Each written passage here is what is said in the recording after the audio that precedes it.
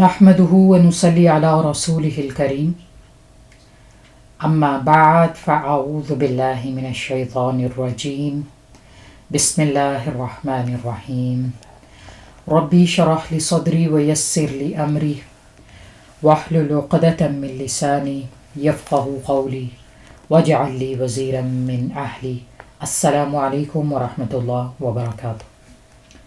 سورہ یوسف کی آج ہم آیا نمبر 25 دیکھ رہے ہیں۔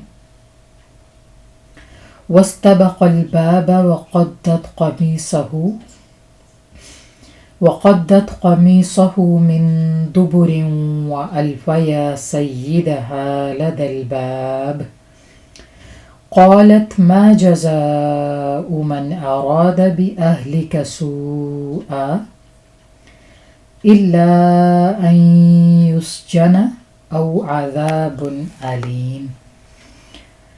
ورڈ ٹو ورڈ ٹرانسلیشن دیکھیں گے۔ وَاسْتَبَقَا اور دونوں دوڑے، الباب دروازے کی طرف، وقدت اور پھاڑ دیا اس نے، قمیصہ قمیص اس کا، من دبر پیچھے سے، وَأَلْفَيَا اور دونوں نے موجود پایا، سیدہا اس کے شوہر کو، لد الباب دروازے کی طرف۔ قالت اس نے کہا، ما جزاء کیا سزا ہے، من اراد اس کی جو ارادہ کرے، بِأَهْلِكَ تیری اہلیہ سے، سوءا برائی کا، الا ان مگر یہ کہ، ان یسجن اسے قید کر لیا جائے، او عذاب علیم یا دردناک سزا دی جائے۔ آیاز فرسٹ پورشن، واستبق الباب وقدت قمیصه من دبر وألف يا سيدها لدى الباب، اور دونوں دروازے کی طرف دوڑے، اور اس نے یوسف علیہ السلام کا قمیص پیچھے سے پھاڑ دیا، اور دونوں نے دروازے کے پاس اس کے شوہر کو موجود پایا، عزیز مصر کو دونوں نے وہاں پہ موجود پایا۔ لاسٹ آیات میں ہم نے پڑھا کہ اس عورت نے یوسف علیہ السلام کو سیڈیوس کرنے کی کوشش کی، یوسف علیہ السلام نے فوراً اسے انکار کر دیا، اور اب اپنی جان چھڑانے کے لیے، اپنی جان بچانے کے لیے وہ دروازے کی طرف بڑھے ہیں۔ جب دروازے کی طرف بڑھتے ہیں تو وہ عورت انہیں پکڑ کے کھینچتی ہے پیچھے سے، تو یوسف علیہ السلام کا قمیص پھٹ جاتا ہے جو کہ اس عورت کے ہاتھ میں آتا ہے، اور یوسف علیہ السلام کی قمیص پھٹی ہے، اور وہ دروازے پہ جب پہنچتے ہیں تو کیا دیکھتے ہیں کہ وہاں پہ عزیز مصر موجود ہے۔ وہ دونوں عزیز مصر کو وہاں موجود پاتے ہیں۔ تو اب کیا ہے کہ یوسف علیہ السلام تو خاموش ہیں، وہ کچھ نہیں کہتے، لیکن وہ عورت فوراً سے بولتی ہے۔ آیا کا نیکسٹ پورشن ہم دیکھیں گے۔ وہ کہتی ہے، قالت ما جزاء اس کی کیا سزا ہے، من اراد باہلک سوءا اس شخص کی جو تیری اہلیہ سے برائی کا ارادہ کرے، الا ان یسجن یہ کہ اسے قید کر لیا جائے، او عذاب علیم یا اسے دردناک سزا دی جائے۔ تو یہ تھا کہ جب عورت نے اپنے شوہر کو دیکھا تو فوراً سے اس کا عشق کا بھوت اتر گیا، اور فوراً سے کہنے لگی کہ اس شخص کی کیا سزا ہونی چاہیے، یعنی وہ اسے یہ بتانا چاہ رہی تھی کہ یوسف علیہ السلام نے اسے سیڈیوس کرنے کی کوشش کی، یوسف علیہ السلام نے اسے ہراس کرنے کی کوشش کی۔ خود سے پھر ایجپشن منسٹر کو سزا بھی بتانے لگی کہ ایسے شخص کو قید کر لیا جائے، او عذاب علیم یا اسے دردناک سزا دی جائے، اسے مارا جائے، اسے ٹارچر کیا جائے۔ مار مار کے زخمی کر دیا جائے، تو یہ ہے کہ جو لوگ انسانوں سے ڈرتے ہیں انہیں جھوٹ بولنا پڑتا ہے، ہیرا پھیری کرنی پڑتی ہے، دوسروں سے اپنے گناہ چھپانے پڑتے ہیں۔ تو یوسف علیہ السلام اللہ تعالیٰ کا ڈر رکھتے تھے۔ یوسف علیہ السلام کو صرف اللہ تعالیٰ کا ڈر تھا، اور انہوں نے جو فیصلہ کیا وہ حکمت پہ مبنی تھا۔ جو فیصلہ انہوں نے کیا وہ ایک اچھا فیصلہ تھا، باحیا نبی کا فیصلہ تھا، ایک باحیا مومن کا فیصلہ تھا۔ تو عورت کا جو پیار کا بھوت تھا، عشق کا بھوت تھا، وہ اپنے ہسبینڈ کو دیکھتے ہی فوراً سے اڑ گیا۔ تو یہ ہے کہ وہ عورت یوسف علیہ السلام سے جینون لو نہیں کرتی تھی۔ جو جینون لو ہوتا ہے وہ ایسے نہیں ہوتا۔ اگر وہ ایسا پیار کرتی ہوتی تو اپنے ہسبینڈ سے ڈیورس لے کے وہ یوسف علیہ السلام سے شادی کر لیتی، لیکن وہ یہ چاہتی تھی کہ ایجپشن منسٹر کے گھر میں رہتے ہوئے، اس کے محل کی لگژریز میں رہتے ہوئے وہ اس سے بھی فائدہ اٹھائے، اس کی دولت سے فائدہ اٹھائے، اور یوسف علیہ السلام کے ساتھ بھی اپنا کام نکلواتی رہے۔ یوسف علیہ السلام خوبصورت تو تھے لیکن دولت مند تو نہیں تھے جس طرح سے ایجپشن منسٹر تھا۔ تو اس نے یہ سب کرنے کی کوشش کی تاکہ وہ یوسف علیہ السلام سے بھی اپنا کام نکلواتی رہے جب اس کا دل ہو، اور ایجپشن منسٹر کی دولت سے بھی فائدہ اٹھاتی رہے۔ تو خدا نہ خواستہ اگر یوسف علیہ السلام اس کی بات مان بھی جاتے تو پھر بھی اس نے ایسے ہی انہیں ایک دن ذلیل کرنا تھا۔ یوسف علیہ السلام کمزور تھے، غلام تھے، ان کے لیے مصر میں صرف ایک ہی گھر تھا جنہوں نے انہیں شیلٹر دیا تھا، اور وہ ایجپشن منسٹر کا گھر تھا۔ تو اگر یوسف علیہ السلام خدا نہ خواستہ اس کی بات مان بھی لیتے، اور پھر کبھی اگر ایجپشن منسٹر کو پتہ چل جاتا اس بات کا، تو اس نے یوسف علیہ السلام کو، اس کی بیوی نے ایسی ہی سزا دلوانی تھی، ایسے ہی انہیں ذلیل کرنا تھا۔ تو یوسف علیہ السلام جو تھے وہ ایک ویژنری بلیور تھے، اللہ تعالیٰ کے نبی تھے، فارورڈ پلانر تھے۔ وہ جانتے تھے کہ انہیں کیا کرنا ہے۔ انہوں نے ایک اچھا فیصلہ کیا۔ ریزسٹنس تو بہت مشکل تھا۔ ہم جانتے ہیں کہ وہ عورت جو تھی اس کے بہت زیادہ احسانات تھے یوسف علیہ السلام پہ۔ اسے اس کے شوہر نے کہا تھا کہ یوسف علیہ السلام کو اچھا ٹھکانہ دو، ان کا خیال رکھو۔ اس نے چھوٹے سے یوسف علیہ السلام کو پالا پوسا، ان کا اتنا خیال رکھا، انہیں اچھی اکاموڈیشن پرووائڈ کی، ان کا ہر لحاظ سے خیال رکھا۔ تو مالکن بھی تھی اور انفلوئنشل بھی تھی۔ ایجپشن سوسائٹی جو تھی وہ بھی ایک فری سوسائٹی تھی، انڈیسنسی، امورالٹی وہاں پہ عام تھی۔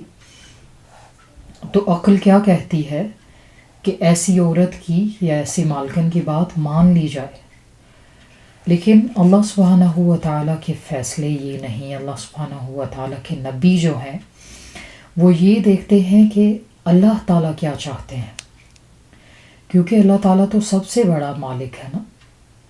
اللہ تعالیٰ تو المالک ہے، وہ رب ہے۔ کوئی ایجپشن منسٹر ہو، کوئی کنگ ہو، کوئی بھی منسٹر ہو، کوئی پی ایم ہو، اللہ تعالیٰ کے لیے سب چھوٹے ہیں، اور اللہ تعالیٰ ہمارا سب سے بڑا مالک ہے۔ ہم نے اس کی بات ماننی ہے۔ کوئی کنگ ہو، جو بھی ہو، اس کی بات جب اللہ تعالیٰ کے مقابلے میں آ جائے تو اسے چھوڑ کے ہم نے اللہ سبحانہ و تعالیٰ کی بات کو پرائیورٹی دینی ہے۔ اللہ سبحانہ و تعالیٰ سورہ الصف میں فرماتے ہیں کہ اے لوگو، کیا میں تمہیں ایسی ٹرانزیکشن سے آگاہ نہ کر دوں، ایسی ڈیل سے، ایسے پیکج سے آگاہ نہ کر دوں جو تمہیں دردناک سزا سے بچا لے وہ یہ ہے کہ تم اللہ پہ ایمان لاؤ، اللہ کے نبیوں پہ ایمان لاؤ اور اپنے مال و جان سے اللہ تعالیٰ کے راستے میں جہاد کرو۔ سزا سے بچنے کا ایک ہی طریقہ ہے کہ اپنی خواہشات پہ قابو پایا جائے، اللہ تعالیٰ پہ ایمان رکھتے ہوئے، اس کے نبیوں پہ ایمان رکھتے ہوئے اپنی جان اور مال کے ساتھ اللہ تعالیٰ کے راستے میں جہاد کی جائے۔ اس عورت کا رویہ آپ دیکھیں کہ پہلے اس نے یوسف علیہ السلام کو زبردستی کرنے کی کوشش کی، ان پہ دباؤ ڈالا، اور پھر جب وہ نہ مانے تو انہیں بلیم کیا اور بلیک میل کرنے کی کوشش کی۔ تو کیا کہتی ہے کہ اِلَّا أَن يُسْجَنَ أَوْ عَذَابٌ عَلِيمٌ، کہ ایسے انسان کو سخت سزا دی جائے، اسے ٹارچر کیا جائے، مارا جائے، کیونکہ وہ تمہاری اہلیہ کے ساتھ برائی کا ارادہ رکھتا ہے۔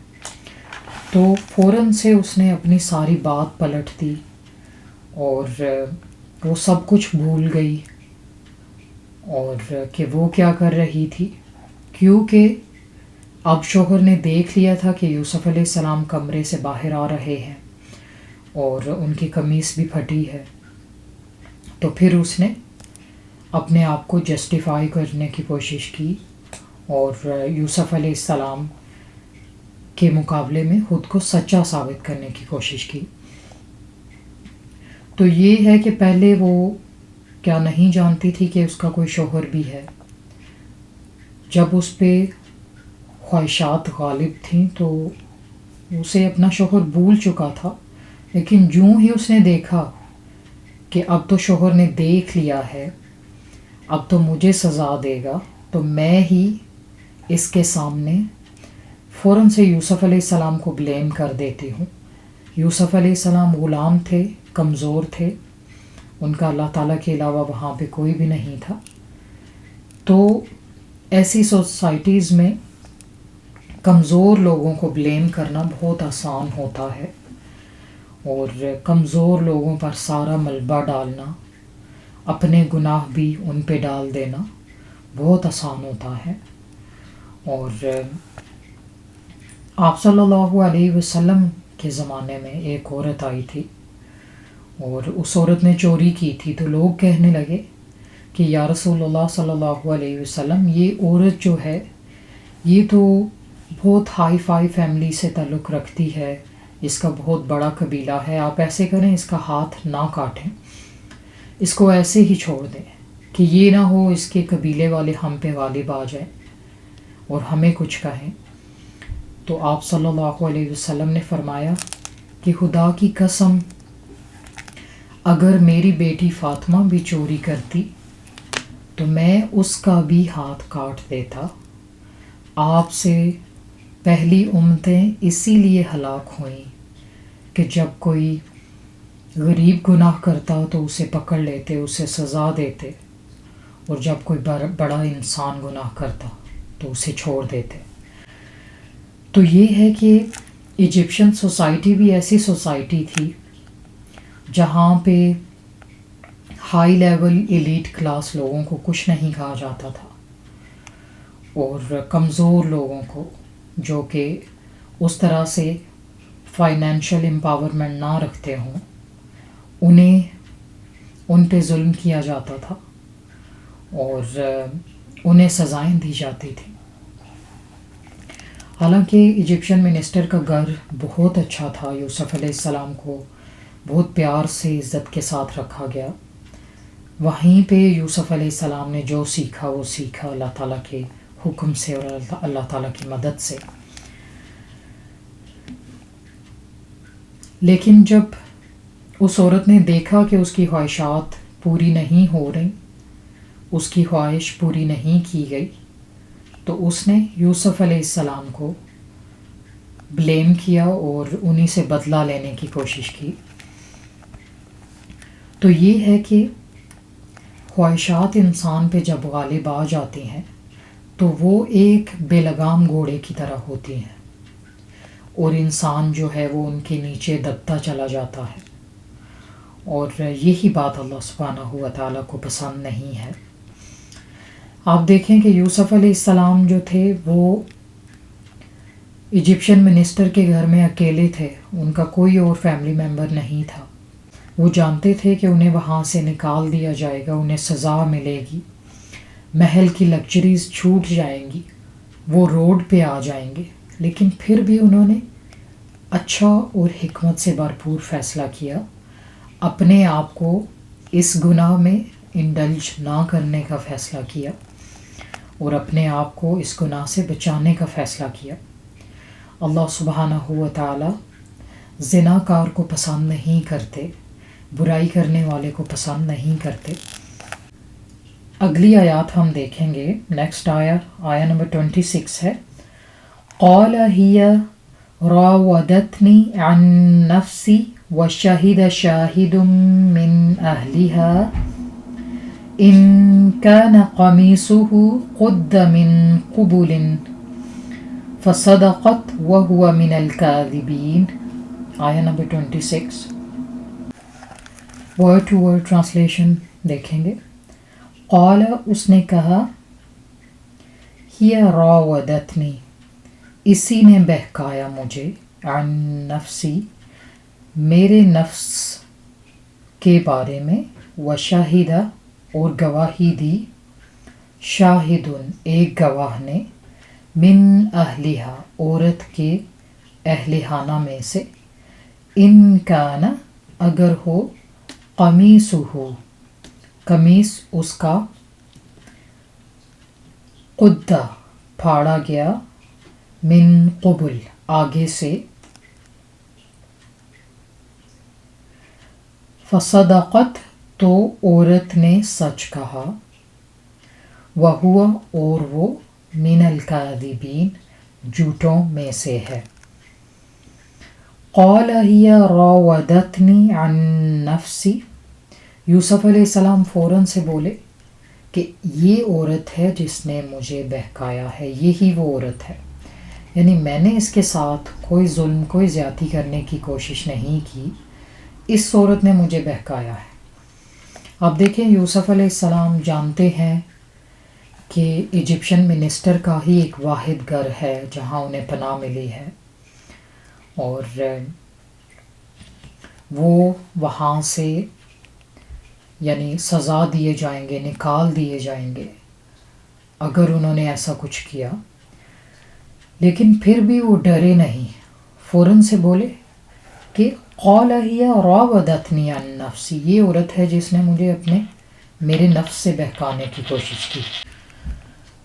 تو یوسف علیہ السلام فوراً سے بولتے ہیں کہ اس نے مجھے میرے نفس سے بہکانے کی کوشش کی ہے۔ یوسف علیہ السلام جانتے تھے کہ انہیں محل سے نکال دیا جائے گا، انہیں صرف ایجپشن منسٹر کا سہارا تھا، لیکن پھر بھی سچ بولا۔ یہ ہوتی ہیں انبیاء کی کوالٹیز، سچ بولنا اور صرف اللہ تعالیٰ سے ڈرنا۔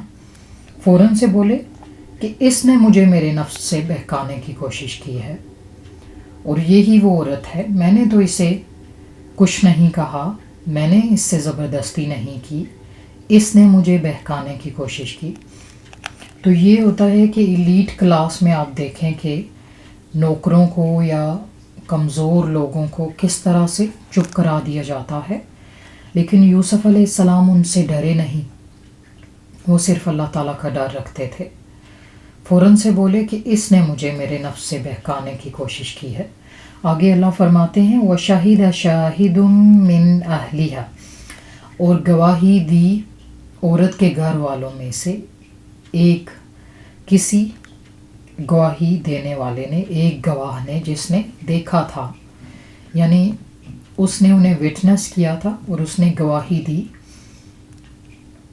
کوئی جو ہے وہ حکمت رکھنے والا شخص تھا، اور اس کے بارے میں ڈفرینس آف اوپینین ہے، اور کچھ لوگ کہتے ہیں کہ وہ ایک بچہ تھا، چھوٹا بچہ تھا جس نے گواہی دی تھی، اور اللہ تعالیٰ نے اسے قوت گویائی دی اور وہ بولا۔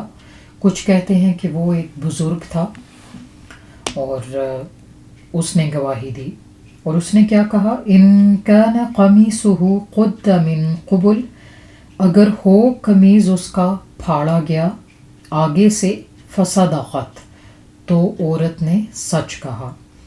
اگر یوسف علیہ السلام کا قمیص آگے سے پھٹا ہے تو عورت سچی ہے.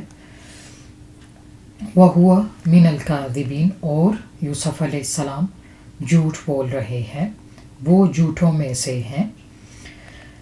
نیکسٹ آیا ہے وَإِن كَانَ اور اگر ہے قَمِيصُهُ قمیص اس کا قُدَّ پھاڑا گیا من دبر پیچھے سے، اور اگر اس کا قمیص پیچھے سے پھٹا ہے، یوسف علیہ السلام کی قمیص پیچھے سے پھٹی ہے، فَكَذَبَتْ تو جھوٹ کہا اس عورت نے، وَهُوَ مِنَ الصَّادِقِينَ اور یوسف علیہ السلام سچوں میں سے ہیں.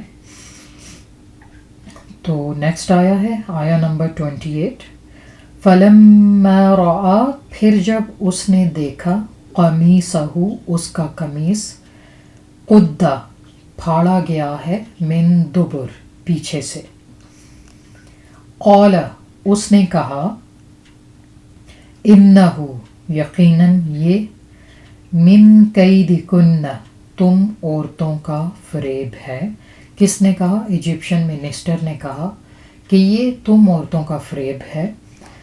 ان کیدکن بلا شبہ فریب تم عورتوں کا عظیم بہت بڑا ہے. نیکسٹ آیا ہے آیا نمبر 29. یوسف اعرض عن هذا واستغفری لذنبک انک کنت من الخاطئین. یوسف علیہ السلام سے اس نے کہا اعرض درگزر کرو، عن هذا اس سے. یوسف علیہ السلام کو کہا کہ بھول جاؤ، درگزر کرو، اس عورت نے جو کچھ کیا اسے بھول جاؤ. واستغفری اور معافی مانگو، لذنبک اپنے گناہ کی، انکی کنتی من الخاطئین اس نے اپنی بیوی سے کہا کہ تم معافی مانگو اپنے گناہوں کی، اور بلا شبہ تم ہی خطا کاروں میں سے ہو. ایجپشن منسٹر کو پوری بات کا پتہ چل گیا، سچ اس کے سامنے آ گیا، تو اس نے اپنی بیوی سے کہا کہ تم معافی مانگو اور بلا شبہ تم خطا کاروں میں سے ہو، اور تم ایسی عورت ہو، یعنی تم نے اسے بہکانے کی کوشش کی، میں جان چکا ہوں. تو یہ سارا سینیریو تھا کہ یوسف علیہ السلام جو تھے وہ بری و ذمہ ہو گئے. ایجپشن منسٹر ان کی سچائی جان گیا تھا، اور اللہ سبحانہ و تعالیٰ نے ان کے گھر میں سے ہی ایسا گواہ پیدا کر دیا جس نے یوسف علیہ السلام کے حق میں گواہی دی کہ اگر یوسف علیہ السلام کی قمیص پیچھے سے پھٹی ہے تو یوسف علیہ السلام سچے ہیں کہ واقعی اس عورت نے یوسف علیہ السلام کو اپنی طرف کھینچنے کی کوشش کی اور ان سے زبردستی کرنے کی کوشش کی، اور اگر قمیص آگے سے پھٹا ہے تو بلا شبہ یوسف علیہ السلام جھوٹے ہیں. تو اللہ سبحانہ و تعالیٰ نے انہیں سچا ثابت کیا. یوسف علیہ السلام اس گناہ سے بری ہو گئے، اور ایجپشن منسٹر نے کہا کہ اپنی عورت سے کہ بلا شبہ تم جھوٹی ہو، تم خطا کار ہو، تم معافی مانگو. یہ تم عورتوں کی چالیں ہیں، اور چالیں تم عورتوں کی بہت عظیم ہیں. قال رسول اللہ صلی اللہ علیہ وسلم اعطی یوسف علیہ السلام شطر الحسن. آپ صلی اللہ علیہ وسلم نے فرمایا یوسف علیہ السلام کو دنیا کا آدھا حسن ملا تھا. So the greater the blessing, the greater the responsibility, greater the burden. آپ کی بلیسنگ جتنی بڑی ہو اتنی بڑی رسپانسبلٹی آپ پہ آ جاتی ہے، اور اتنا بڑا امتحان آپ کا ہوتا ہے. یوسف علیہ السلام کو اللہ تعالیٰ نے حسن دیا، تو اللہ تعالیٰ تو کسی کے رشتہ دار نہیں ہیں. انبیاء کو جو فضیلت اللہ تعالیٰ نے دی وہ بھی اس لیے تھی کہ انبیاء سے اللہ تعالیٰ نے بہت بڑے بڑے کام لیے، اور انہوں نے جو کام کیے وہ ہم میں سے کوئی عام انسان نہیں کر سکتا، اور جو صبر کا انہیں مظاہرہ کرنا پڑا، بلا شبہ انہوں نے بہت بڑی بڑی قربانیاں دیں، پھر جا کے اس قرآن میں ان کا نام شامل ہوا۔ اور قرآن اللہ تعالیٰ کی اسپیشل کتاب ہے، بہت خاص کتاب ہے، اور خاص لوگوں کے تذکرے ہیں۔ تو یہ ہے کہ قرآن مجید اللہ تعالیٰ کی خاص کتاب ہے، اور خاص انبیاء کا ذکر کیا گیا ہے، ان کی قربانیوں کا ذکر کیا گیا ہے۔ تو یوسف علیہ السلام کو اللہ تعالیٰ نے آدھا حسن دنیا کا دے کے ان سے امتحان لے لیا، ایجپشن منسٹر کی بیوی کی صورت میں ان پہ امتحان نازل کیا گیا، اور پھر وہ اس پہ پورا اترے، اور کس طرح وہ سچ کا مظاہرہ کرتے ہیں اور سچ پہ قائم رہتے ہیں، اپنے آپ کو گناہ سے بچانے کی کوشش کرتے ہیں۔ آپ یہ دیکھیں کہ انسان کا سٹیٹس جتنا بڑا ہوتا ہے اس کا پیری میٹر اتنا ہی چھوٹا ہوتا ہے، اس کا دائرہ کار اتنا ہی چھوٹا ہوتا ہے۔ کبھی آپ نے سلیبریٹیز دیکھے ہوں، سلیبریٹیز جو ہوتے ہیں، سوسائٹی کے اسپیشل پیپل جو ہوتے ہیں، ان کا کیا مقام ہوتا ہے؟ ہر وقت کیمراز ان کے اوپر لگے رہتے ہیں، ان کی ہر بات پبلک ہوتی ہے، تو ان کا پیری میٹر اتنا ہی چھوٹا ہوتا ہے۔ ہر کسی کی نظریں ان پہ لگی رہتی ہیں، ان کی ہر چھوٹی سے چھوٹی بات میڈیا پہ آتی ہے، اسے اپریشیٹ کیا جاتا ہے یا کریٹیسائز کیا جاتا ہے۔ تو اسی طرح انبیاء بھی اللہ تعالیٰ کے اسپیشل لوگ تھے، جو مصیبتیں، جو تکالیف ان پہ آئیں وہ بڑی بڑی آئیں، اور اللہ تعالیٰ کی ایکسپیکٹیشنز بھی ان سے زیادہ تھیں۔ انبیاء کو جو اللہ تعالیٰ نے اسپیشل آبزرویشن میں رکھا گیا، ان پہ بہت بڑی بڑی آزمائشیں آئیں، تکالیف آئیں، تو اللہ تعالیٰ نے ان سے بڑے بڑے امتحانات بھی لیے۔ The greater the status, the narrower the perimeter۔ تو اللہ تعالیٰ جب کسی انسان کو بڑا مقام دیتے ہیں، بڑا سٹیٹس دیتے ہیں، تو اتنی ہی اسے رسپانسبلٹی بھی دے دی جاتی ہے، اتنا ہی اسے رسپانسبل بھی ہونا پڑتا ہے۔ یوسف علیہ السلام کو بہت بڑی نعمت ملی، اور ساتھ ہی بہت بڑا امتحان بھی دے دیا گیا کہ اب دیکھتے ہیں تم کیا کرتے ہو، اب دیکھتے ہیں کہ تم کیسے امتحان میں پورا اترتے ہو۔ So the greater the status, the narrower the perimeter۔ انسان کا سٹیٹس جتنا بڑا ہو، اس کا پیری میٹر اتنا ہی چھوٹا ہوتا ہے، اس کا دائرہ اتنا ہی تنگ ہوتا ہے۔ آپ دیکھیں، اللہ تعالیٰ نے ہمیں اشرف المخلوقات بنایا، تمام باقی مخلوقات سے ہمیں افضل بنایا، فرشتوں سے بھی افضل بنایا، فرشتوں سے سجدہ کروایا۔ فرشتوں نے کہا کہ یا اللہ، تو انسان کو بنا رہا ہے، یہ دنیا میں جا کے کرپشن کرے گا، فسادات برپا کرے گا۔ اللہ تعالیٰ نے فرمایا کہ تم نہیں جانتے جو میں جانتا ہوں۔ یعنی اللہ تعالیٰ کی ایکسپیکٹیشنز ہم سے بہت زیادہ ہیں۔ اللہ تعالیٰ نے ہمیں اشرف المخلوقات بنایا، ایک ذمہ داری، ایک نعمت دی، اور ساتھ ہی ذمہ داری بھی ڈال دی، کیمراز لگا دیے، اور اللہ تعالیٰ ہمیں پوری طرح سے آبزرو کر رہے ہیں کہ انسان کیا کرتا ہے۔ اتنی بڑی نعمت اسے ملی، کیا اس نعمت کا حق ادا کرتا ہے؟ آپ دیکھیں، ہماری لائف سٹائل، ہمارے گھر دیکھیں، ہمارے کھانے دیکھیں، کیا کسی جانور نے کھانا پکا کے کھایا؟ کیا جانور کپڑے پہنتے ہیں جس طرح سے ہم پہنتے ہیں؟ کیا وہ اس طرح سے گھر بناتے ہیں؟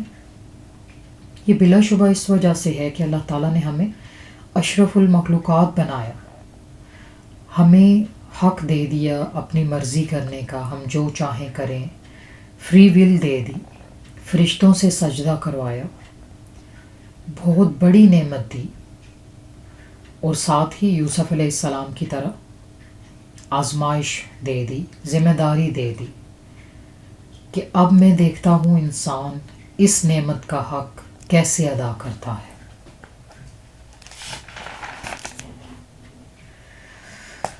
فرشتوں کو اللہ سبحانہ و تعالیٰ نے فری ول نہیں دی، انہیں ہماری سروس میں لگا رکھا ہے۔ ہمارے وہ ریکارڈ رجسٹر کرتے ہیں، ہمارے لیے انہیں مسخر کیا گیا، ہمارے لیے انہیں ڈیوٹیز دے دی گئیں۔ اور اللہ سبحانہ و تعالیٰ قرآن میں فرماتے ہیں کہ فرشتے غلطی نہیں کرتے۔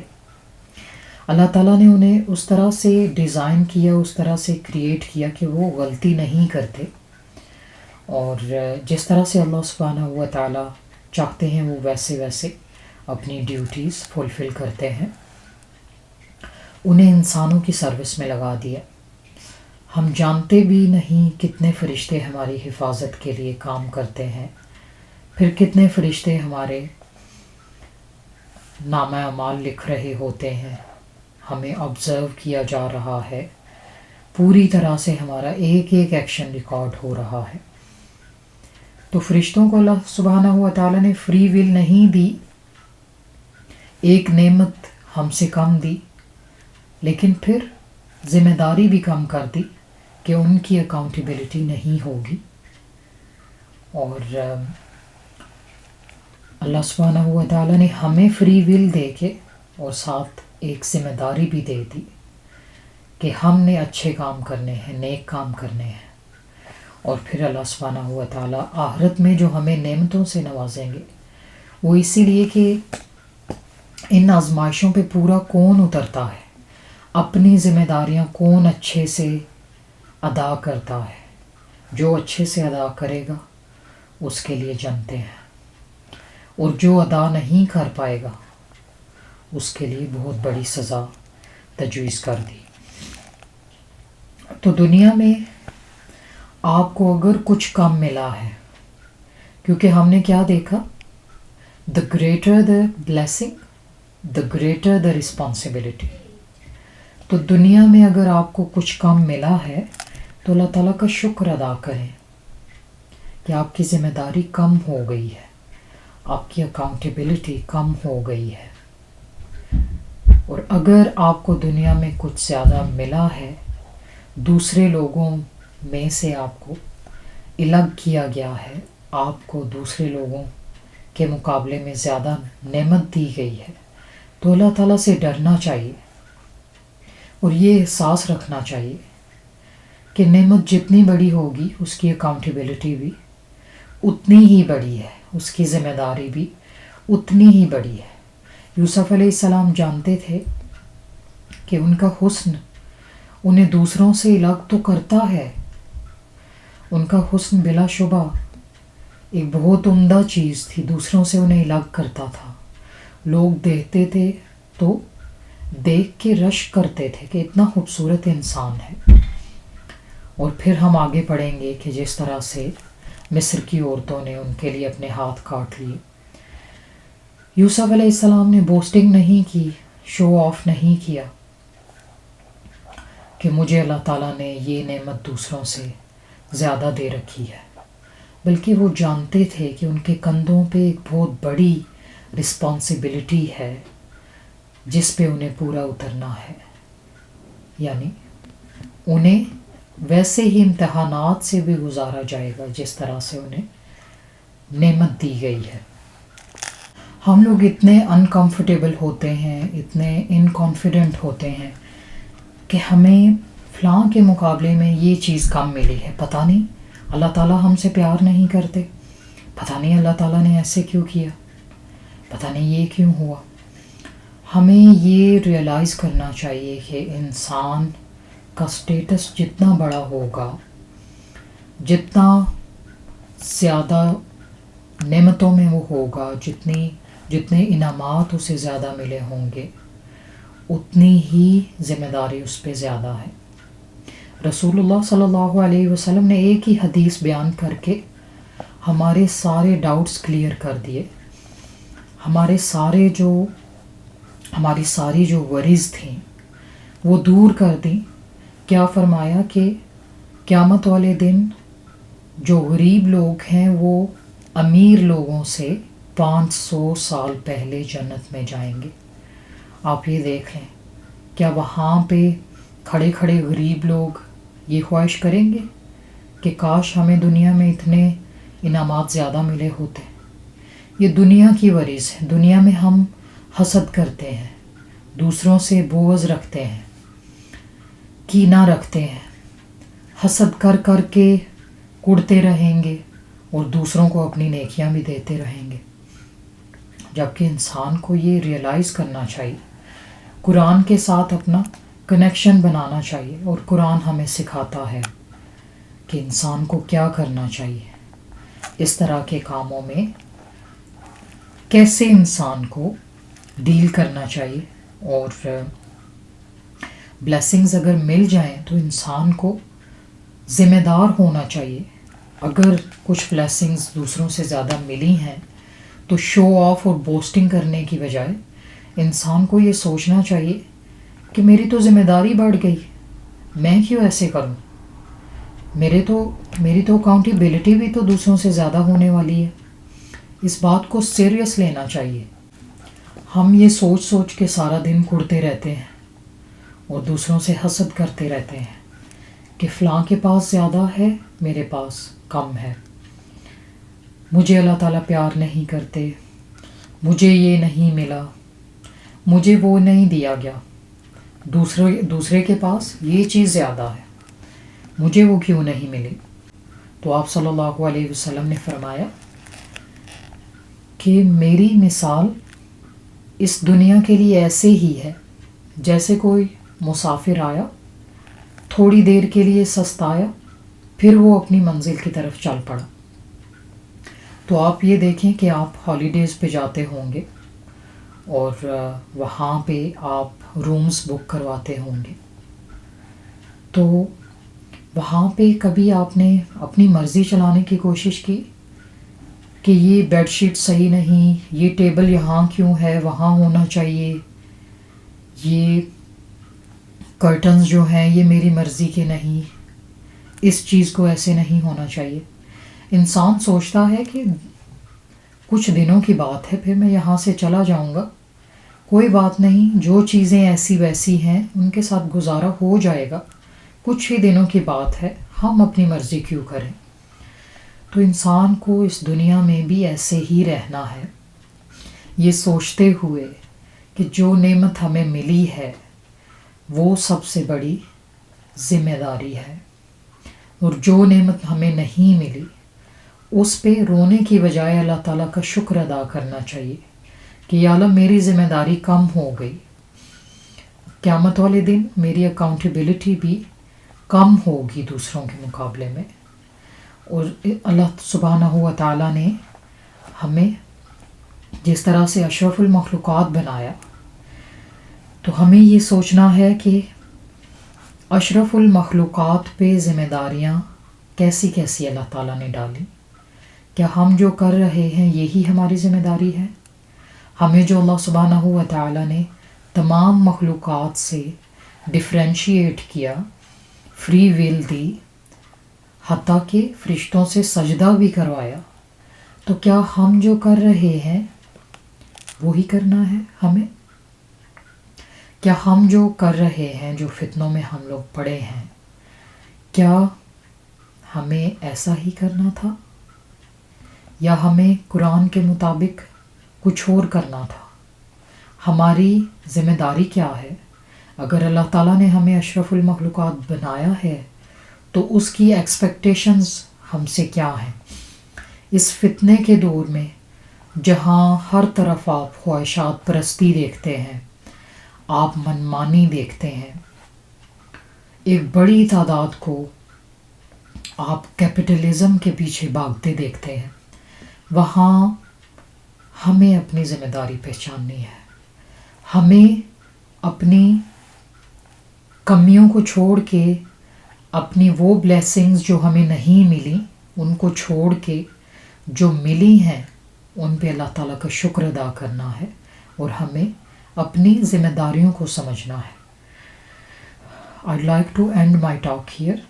Inshallah, I'll be back next week with another ayah of Surah Yusuf. And may Allah subhanahu wa ta'ala help us to acknowledge our responsibilities and help us to act accordingly. Ameen thumma ameen. Subhanaka Allahumma wa bihamdika nashhadu an la ilaha illa anta nastaghfiruka wa natubu ilayk. Assalamu alaikum wa rahmatullah wa barakatuh.